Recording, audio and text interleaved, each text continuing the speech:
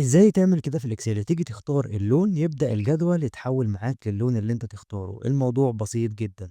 أول حاجة تعملها تيجي عند الخلية تحت لون الجدول كده، وهتيجي عند data ومن data تختار data validation، وهنيجي عند الاختيار ده ونقول له list، وهنا نكتب الألوان بتاعتنا. أول حاجة نقول له red بالشكل ده ونعمل فاصلة ونقول له مثلًا blue، وبعد كده نعمل فاصلة ونقول له green، وبعد كده نقول له أوكي، هيبدأ يعمل معانا list بالشكل اللي إحنا شايفينه ده. نيجي بقى لأهم خطوة وهي إن أنت تيجي تضغط على red يبدأ الجدول يتحول معاك. أول حاجة نيجي نحدد الجدول بتاعنا وهنيجي عند home وهنختار conditional formatting ونقول له new rule، وبعد كده نختار آخر حاجة وهنيجي نكتب المعادلة دي، نكتب بقى يساوي ونحدد المكان بتاع الليست بتاعتنا اللي إحنا عملناه، وبعد كده نقول له يساوي ونعمل quotation mark ونكتب أول لون اللي هو red.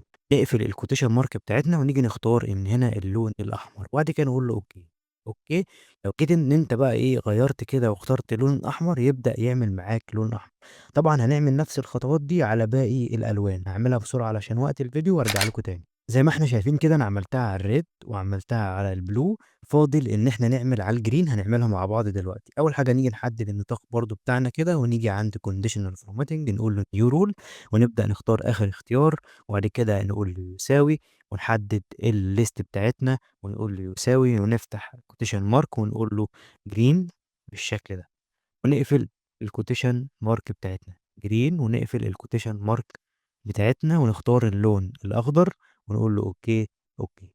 زي ما إحنا شايفين كده لو جينا اخترنا red هنلاقيه أحمر وبعد كده أزرق وهنلاقي green.